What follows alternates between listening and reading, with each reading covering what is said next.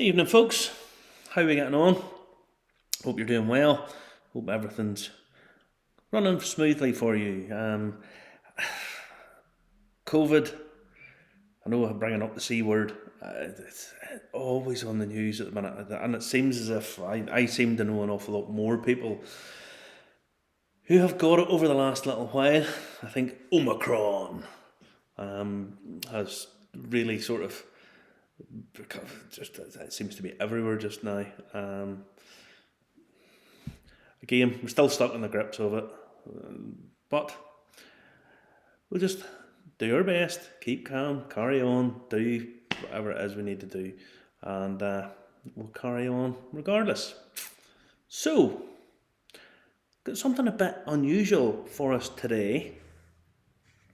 We have Abasolo, copper pot distilled ancestral corn ale Whisky de Mexico. 100% ancestral corn. Now, I quite like the bottle actually. You know, it's kind of like a brick. It's a nice bottle. It's been well thought out. The name and all down the side of it. You know, these things cost money, and you had to get this done in a mould. So yeah, they spent a bit of time, bit of thought has went into this. So this is a Mexican whiskey. Now, there are lots and lots of world whiskies coming. We've talked about this on the show with Justin and I in the Irish Whiskey Review. Kind of what's happening now is there is what happened in wine back in the 1980s and 90s. Loads and loads of new world wines coming in, and there's a little bit of snobbery appearing where people will turn around and say, oh, I wouldn't drink a whiskey from Mexico. Whatever, just get over it. Loads of people drink wine from Chile now, wine from Argentina, Australia, California, blah blah blah, and there's always going to be a place for the pinnacle, for your classic Bordeaux's, for your Glenlivets and your Islay malts, all that's all, your premium single malts from Springbank. It's always going to be a place for them. This is the new kids in the block, and don't dismiss them. Give them a go. If you get a chance of trying these, absolutely. Now, I'll just give a quick pour to this, and I'll explain a little bit more about it. This is a Mexican whiskey, and it's made with corn. Quite a light colour, so I don't think there's any colouring in there. I don't think. Well, it doesn't say that, but it doesn't necessarily mean that there is or there isn't. But I don't think there is. Now, this is made from 100% Cacahuazintle corn. If I haven't pronounced that right, please don't write into me. Just take it as I haven't a clue what I'm talking about. Cacahuazintle corn. Now, this is a type of corn that can only be grown at 7,000 feet up. So it's kind of a craft product. And they've obviously given a lot of care and attention and thought to doing this, to making this drink. This type of corn has been, going by the website, has been grown by 200 generations of people in Mexico and cultivated. It forms a huge part of the diet. The likes of tamales, which are little folded corn husks with like a paste, like a corn paste put in them. With, you can get them chicken or cinnamon and stuff in them. And they take a long time to cook. These are part of the culture and the diet, especially around Christmas time, which is just passed in and around Mexico. So yeah, now going by the website, what it says on there is this: they use a process called nixtamalization, where they harvest the corn. It's taken off the hull. It's field dried, bathed in lime water. Alkali, so it's alkali soaked, washed them with fresh water, roasted for 4 hours, and then milled on a traditional stone tortilla mill. then goes through the natural the processes of making a whiskey. Some of it is malted, and then that's what will help with the fermentation whenever the yeast goes in.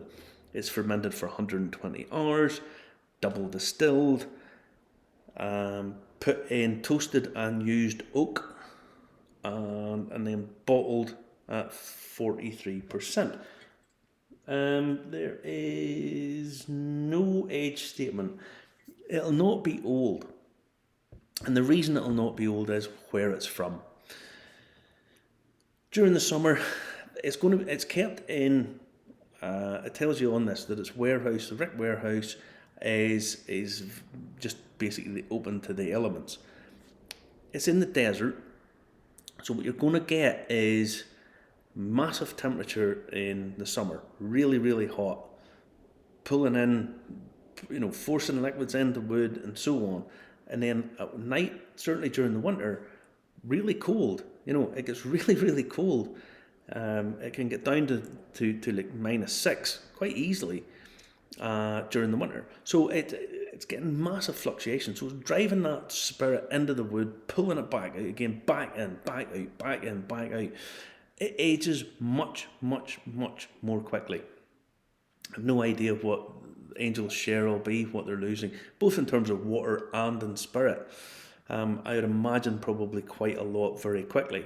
So you're not, these new world, certainly these from hot areas, you're not going to get big ages. I mean, we know from India that, the Greedy Angels and Amrit and so on, that the alcohol levels drop really, really quick. So the chances of getting some 25-year-old Mexican whiskey are not going to happen.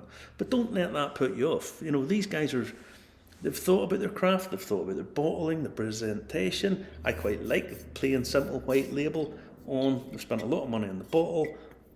Label's just telling you what it needs to tell you. Tells you to go to the website, it's on the back there.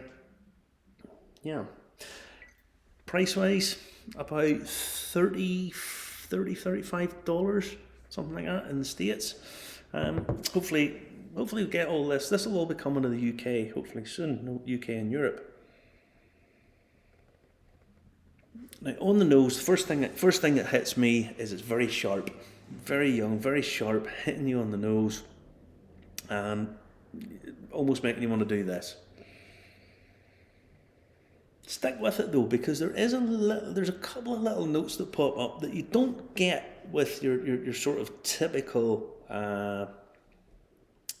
whiskey. Your single malts, even blends or any of that. I have to say, there's a very sort of tarry, leathery, not particularly unpleasant note on the nose, but it's not a usual note. If you hit it and you look at it and you're giving it a sniff in the nose, it might turn you off. Might just go, that smells horrid. On the other hand, you might go, that smells interesting. Personally, I don't mind it. I think it's not that bad a smell. I don't think it's that bad at all.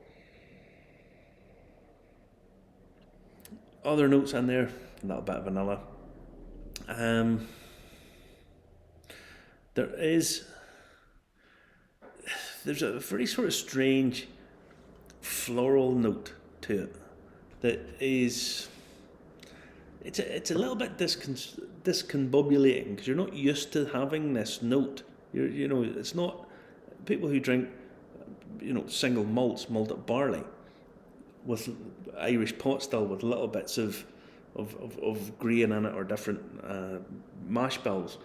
You get different notes, but this is distinctly different.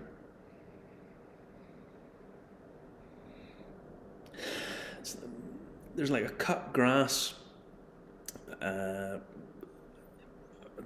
slightly off rotted cut grass that's been left for a little period in the sun, not in the sun to dry out, but in almost damp conditions. Now, this doesn't sound really all that appealing. on the nose, it's not fantastic, I'll be honest.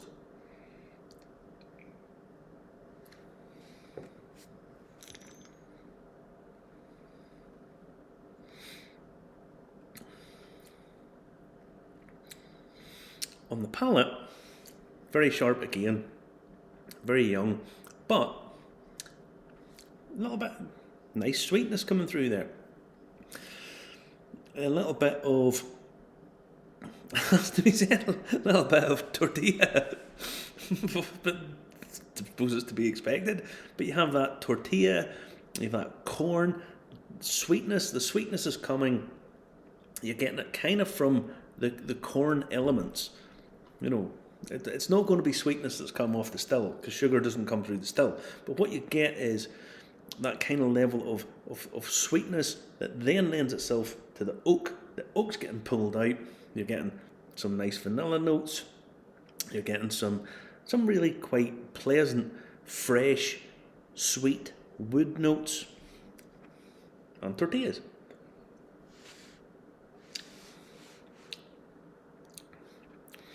On the finish, it's really quite young. But if I'm honest, there's a finish to it that lasts a lot longer than you think it's going to. The finish, not a huge development, but the finish is there. Now this is 43%. I'm going to put a little touch of water in it, just to see if it helps. Unfortunately, when I put the water in, I don't see the oils. I don't see those oils leaching out and giving you the congeners that you really would be looking for. I won't have to give this a lot of time to open up. The water dampens it down a little bit, gives it a little bit more of a woodland smell, you know, like you're in a forest. It's kind of got that note to it. Quite floral, quite fragrant, but you still have that sort of off leathery, old leather sofa, not fresh leather. No, whenever you're getting a new car with leather seats, not like that. It's like an old sofa that's been broken in for a fair wee bit.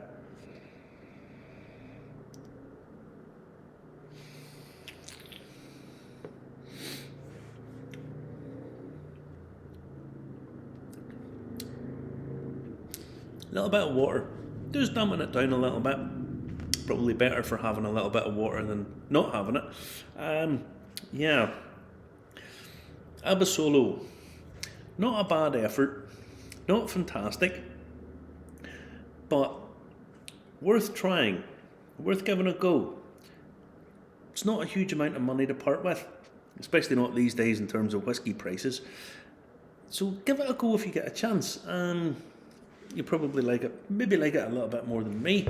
If I have to give it a mark out of 10, it's not really, it's not fair really to do like for like, but if I'm going to give it a mark out of 10, I'll give it a 5.5.